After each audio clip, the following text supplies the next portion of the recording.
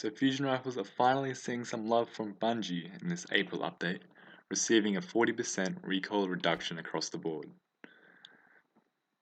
Fusion rifles of late have not been the most viable secondary, since shotguns like the Party Crasher and snipers with low zoom have dominated the mid-range, with sidearms becoming more popular than the once loved fusion rifles.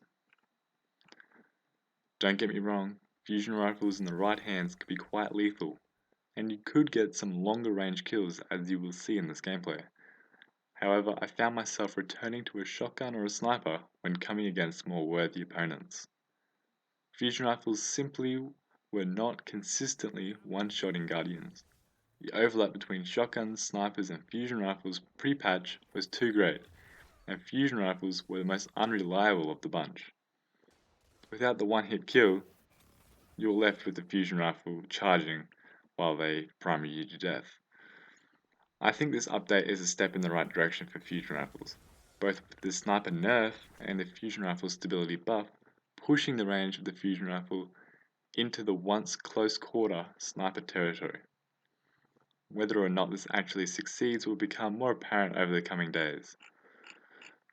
In the background are some highlights from yesterday, just before the fusion rifle buff, playing around with the Thesan, with max stability and rangefinder, and also with the Plan C. Without max stability on the Plan C, I found it really hard to get a reliable kill, but with max stability on the Plan C, it was actually pretty good. Vex Mythoclast was not mentioned in the April update. However, I did record before and after footage to see. Pre-patch, it was like an average last word. Great for killing Guardians as they rushed you, however, not so effective at longer ranges due to the wild kick. Auto rifles in my opinion were far superior. Other fusion rifles I used recently include the Pocket Infinity, which was quite a capable fusion rifle, eliminating the problem most fusion rifles have, which is leaving an opponent on little health. The extra burst from the pocket often came in handy. Also used was the Vault of Glass fusion rifle, Praetorian Foil, and a few others, so we can gain an understanding as to what got buffed and is the best option when choosing an archetype of fusion rifle. Comparing the spread of the projectiles from the same fusion rifles before and after the April update, we can see that there is hardly a difference between them. I did go into the Crucible and picked up some nice kills using the Plan C, but it really didn't feel any different than it did before. Vex Mythoclast didn't feel any different, still bouncy as hell, and it made me wonder if the patch was another one of those buffs they did, like on auto rifles in the last patch, but they never actually touched them in an attempt to increase their usage via the placebo effect. To further help this, they're selling a god roll on the vacancy at the future Warcraft vendor. From what little time I've spent in the Crucible since the April update went live, I haven't noticed a huge difference.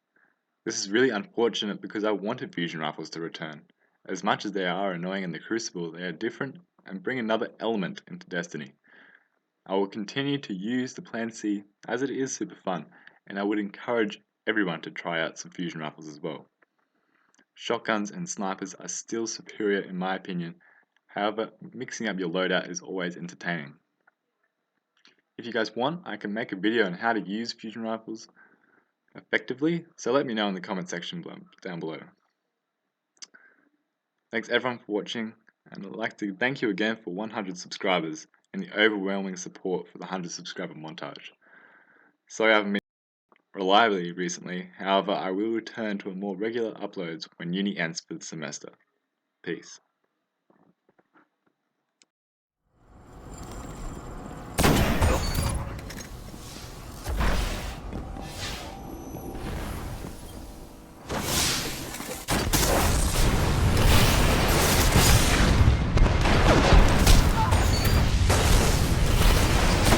Down.